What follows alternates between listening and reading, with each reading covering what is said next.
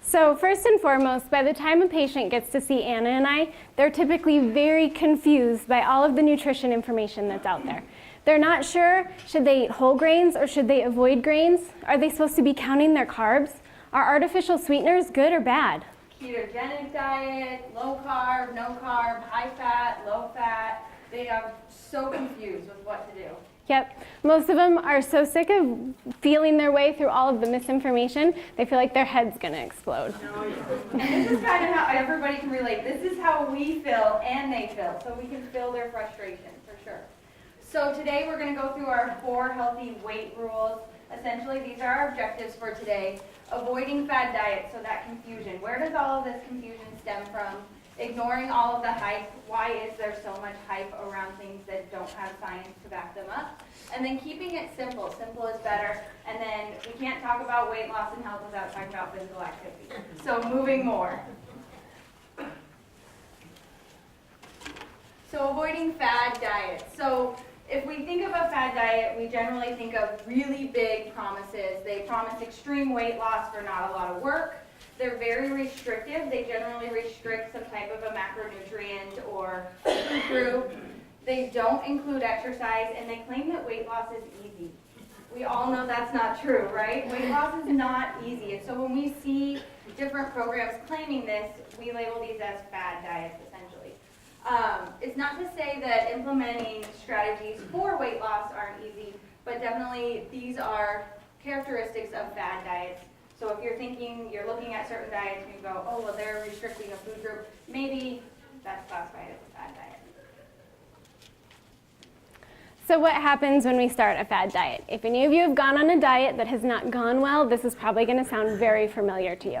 So first, we hear the magic answer, and we're super excited. I can get the results that I want without doing very much work, and there's someone who can tell me exactly how to do it. It's going to cost me money, but I can get the results that I want.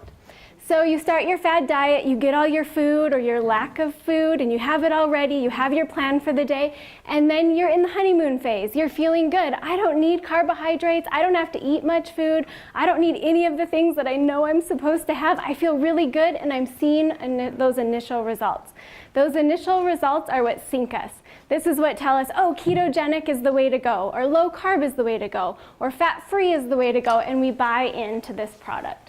Once we have those initial results, we stay in that honeymoon phase for a couple weeks, sometimes longer, and then we get tired of being hungry, or we get tired of all of that restriction.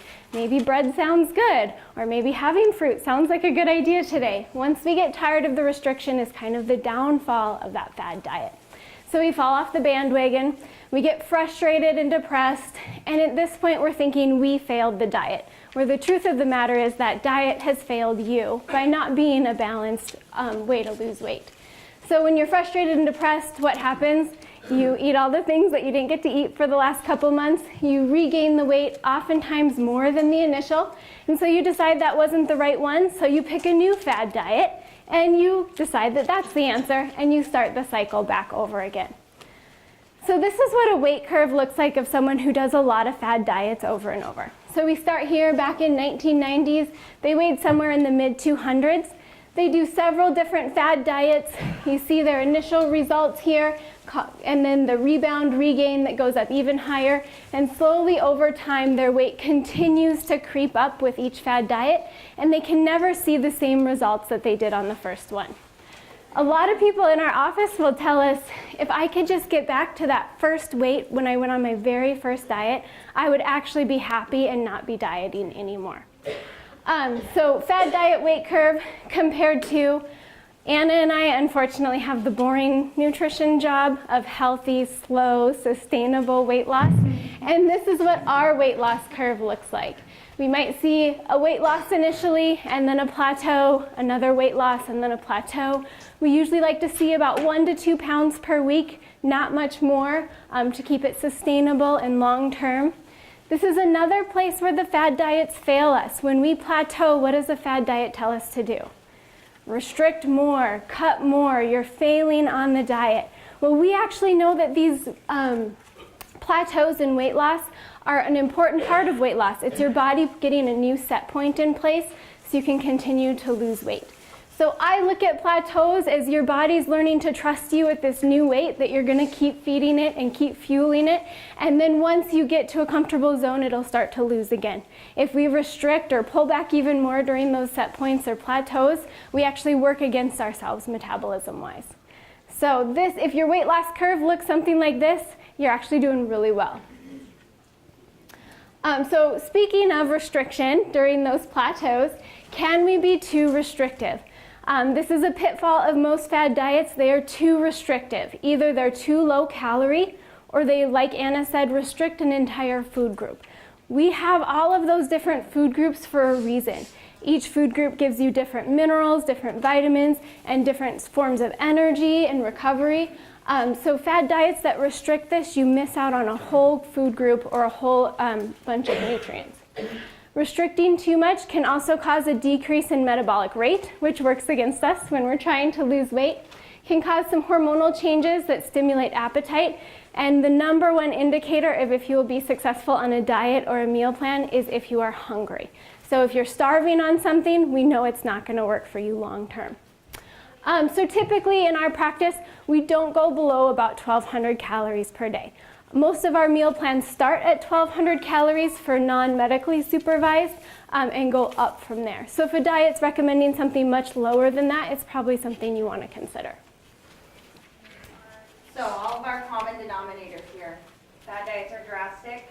They're generally pretty unrealistic. We talk a lot with our patients in practice that if you don't see yourself doing this a year from now, it's probably not the most realistic or practical thing to be doing.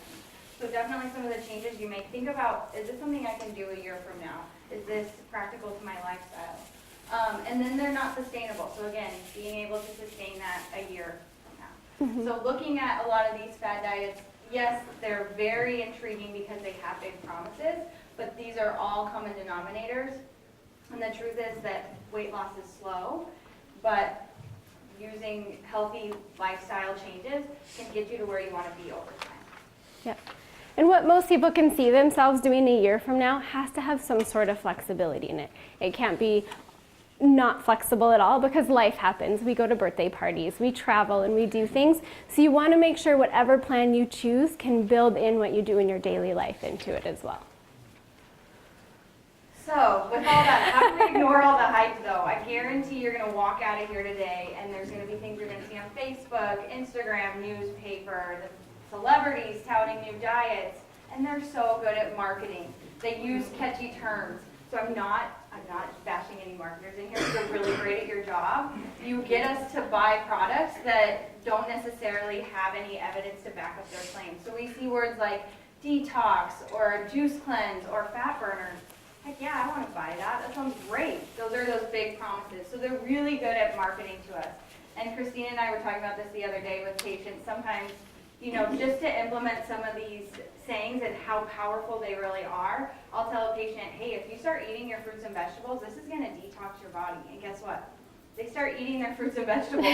Like all I had to say was detox. So definitely these terms are very, very powerful.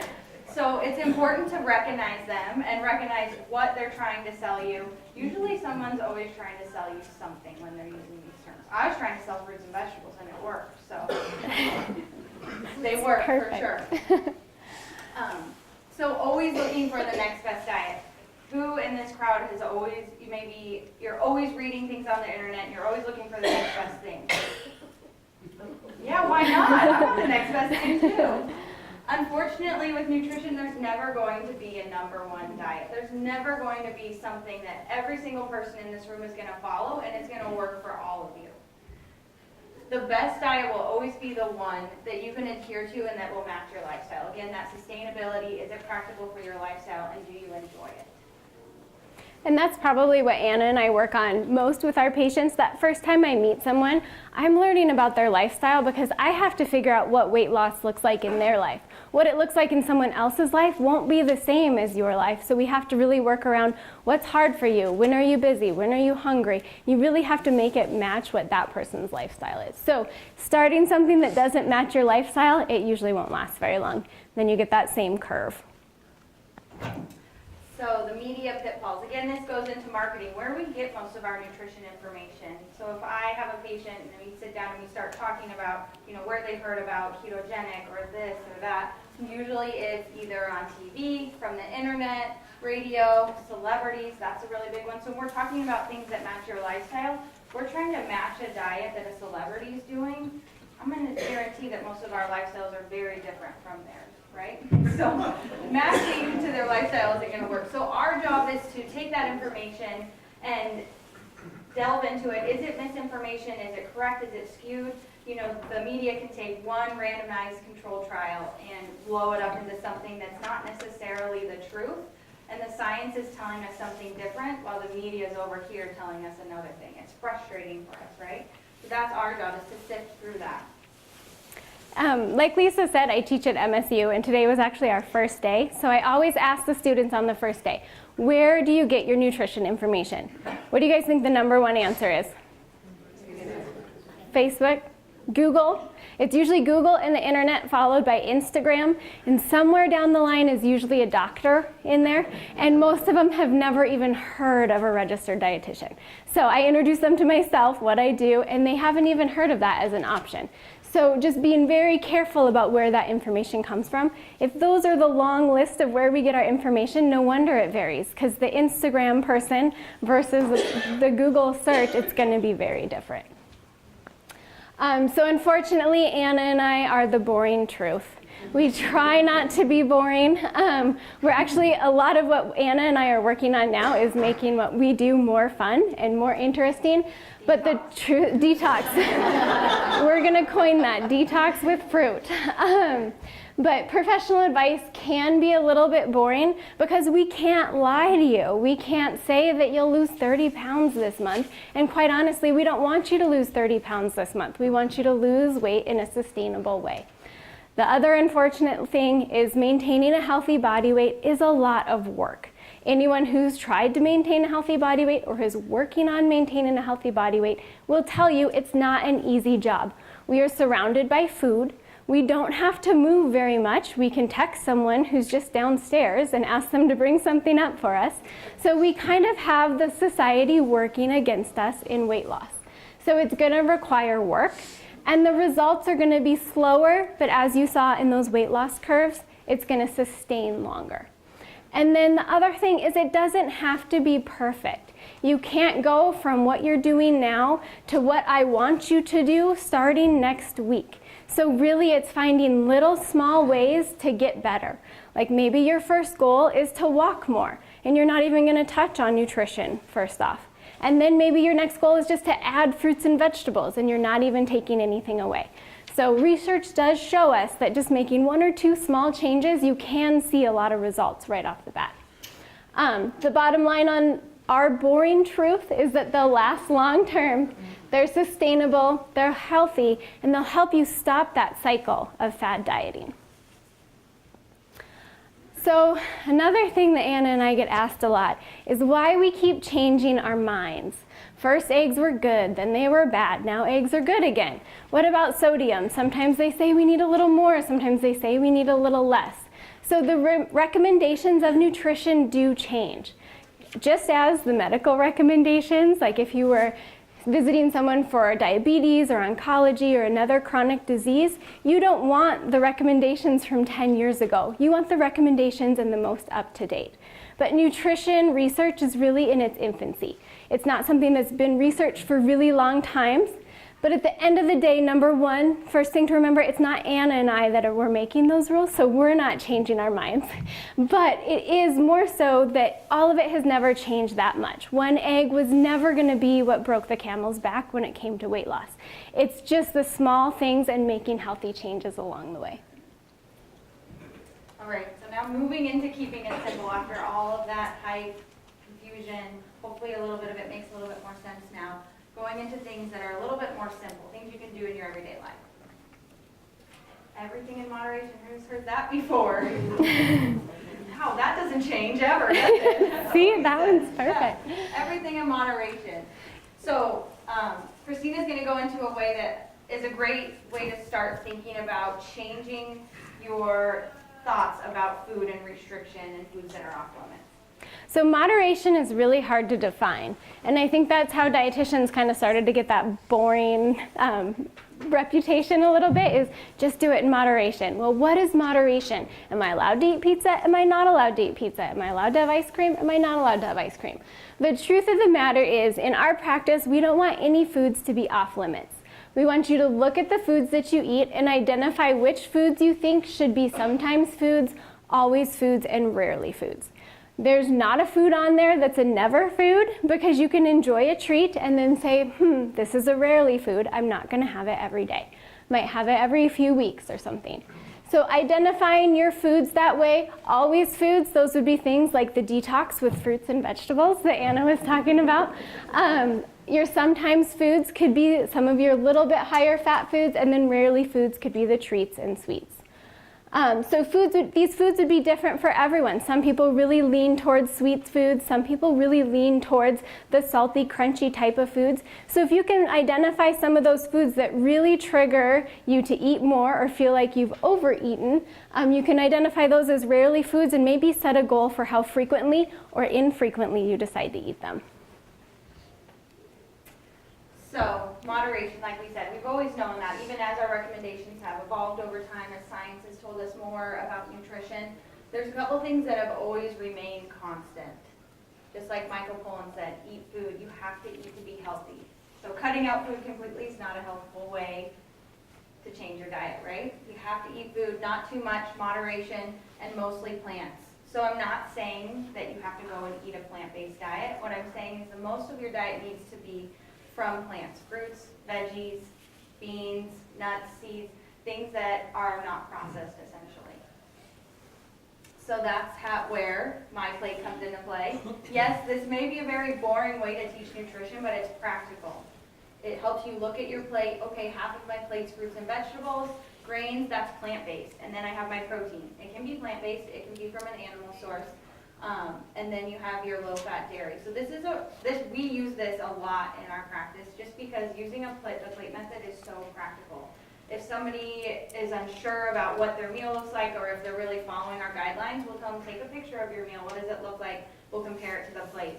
And then they can kind of get an idea of, oh, okay, well, I actually only had a cup of vegetables, and I didn't have any grains, but I had half my plate protein. So this is a good rule of thumb to, every time you go to eat, what does your plate look like? What is it looking like? Mm-hmm. We also use this a lot when people are in our program, they're following their meal plans very strictly, and then they're going to go on vacation, or they're going to be somewhere where they don't have as much control of their food. So if you're in a situation where you don't have control, making half of your plate fruits and veggies at any meal, that's really going to reduce, I guess, the amount of damage you can really do on that other side of the plate. So if you want to take one thing away, would be at every meal, make half your plate fruits and veggies. That really makes an impact on your weight. So I did a little experiment the other day, and I took a picture of my plate. This is everything that I ate in a day. That's about 1,700 calories. Breakfast was oatmeal with nuts. Then I had a yogurt and some oranges for snack.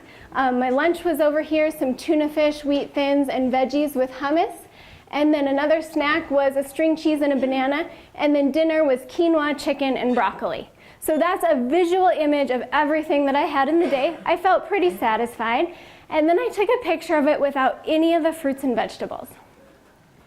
So if you look at that, the volume of food that I was able to eat by only getting 300 calories more on that picture, I would not feel satisfied at all if this was what I ate in a day. So that really helps you see fruits and veggies. They add a whole lot of volume to your food throughout the day without adding a lot of calories. The difference between those two pictures is only 300 calories. So eat your fruits and veggies for a detox. Have we sold you yet? So physical activity. This is essential for weight loss and maintaining weight loss. So we talk about, especially with a lot of our patients, as they start to lose weight and they're not doing physical activity, this weight loss is not going to be sustainable. As you lose weight, you burn less calories. You have to find a way to expend more calories. We need to be more active. The minimum recommendation is 150 minutes per week of moderate intensity. And so that looks different for all of our patients. I can't say it looks the same for everyone that I see in a day. So it's really finding what works for you, what you enjoy, what's going to get you up and moving more, and that's just exercise. That's not the physical activity we do throughout the day. Yep, and we do separate those. You have physical activity, which is the nice word for exercise. And then you have daily activity, which is getting up and moving around. So I'll have a lot of patients say to me, well, I don't go to the gym, but I park at the back of the parking lot. Well, parking at the back of the parking lot falls into this daily activity where getting up, getting your heart rate up, and having it last at least 10 minutes is physical activity. You want to do both. If you exercise at the gym for a half an hour and then sit for the rest of the day, you're probably not burning enough energy throughout the day. If you don't exercise and then you walk a little more, you also are maybe not getting that cardiovascular benefits of physical activity or exercise. So we really want you to focus on both of them and not let them replace one another. That brings us to Fitbits. I don't hate Fitbits, I actually wear one, but I have to say that Fitbits can kind of cause us some frustration in our practice. A research article came out, I think it was last year, and it showed if people use Fitbits as the main way to lose weight, they actually gained weight instead of losing weight.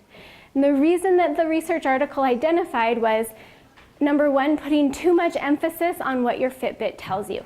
It'll tell you that you've walked 3,000 steps today, and it'll cheer for you a little bit, send some little buzzes to your wrist. But really, we want you to walk 10,000 steps per day is the recommendation. So that makes that overestimation of how much that is. The other thing is the Fitbit or other trackers too, if they give you calorie ranges for how much calories you burned, that's usually overestimated by almost double. So they found that once you start using a Fitbit, you tend to start eating more or rewarding yourself for all that walking that you're doing. So they are a great tool. Like I said, I have one on, but use them for that motivation, accountability, and awareness. Wow, I've been sitting all day today. I really need to get moving. They have great little reminders that can get you up and moving, but don't use them as the only way that you're going to use to lose weight. All right, so we're circling back to all those things we talked about. Avoiding fad diets, all the hype around fad diets, watching for those catchy terms, ignoring the hype, keeping it simple, and moving more. So what can you do? So yeah, we gave you a bunch of information on how to identify fad diets, what the research is telling us about movement and eating, but what are some things that you can implement right away today? Practical things. All right, so 7 easy steps to a healthier you. So first off, make small changes. Don't bite off more than you can chew. Don't think you're going to accomplish a ton in a short amount of time, but one step at a time. Pick something to work on that little thing for a while, and once you've kind of mastered it, maybe add one more thing. Limiting added sugar. So our food sources are loaded with added sugar. And so much so that they have changed the nutrition fact labels. Not all companies are in compliance, but the majority of products now list added sugar. So it'll say total sugars, and then right under that it'll say added sugar. So how much sugar has been added to the product during processing. These aren't sugars that occur naturally. So I always use the example of a yogurt, because our yogurts they have naturally occurring sugars in the milk. So it'll say total sugars 12 grams and added sugars 10. So if you can find foods that have less added sugar, or find a plain yogurt and add your own sugar, you're going to save a lot of calories, and then eat that sugar in our whole foods like fruit. So eat your fruit, don't drink it. That's a really big rule of thumb of ours. Yes. And with the added sugar, it is nearly impossible to completely avoid added sugar if you eat any convenience foods. So we're not saying that things like wheat thins have added sugar, which surprises a lot of people. We recommend wheat thins and we like wheat thins. We just want you to be aware of how many things in your diet have added sugar and then cutting back where you can.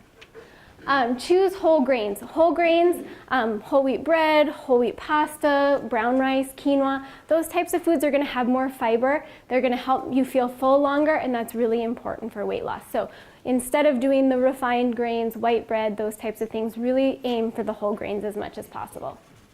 Eating lean proteins at your meals and snacks.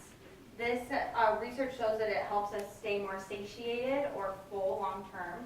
So versus just eating an apple for a snack, pairing that with an apple and a string cheese, you're more likely to feel full or longer. Spread food evenly throughout the day. If you get too hungry, you're more likely to make a poor food choice. So we recommend eating breakfast, lunch, and dinner, and maybe 1 to 2 snacks. And then also spreading out what types of food you have throughout the day. If you have all carbohydrates for breakfast and all protein for lunch, you're gonna get really hungry. So you really wanna balance your meals as well. Have proteins and carbohydrates and a little bit of fat at each meal. And the best way to kind of look at what you're doing now is maybe take a day, track it, you have everybody track their foods, and look at your breakfast. Do I have a protein at breakfast?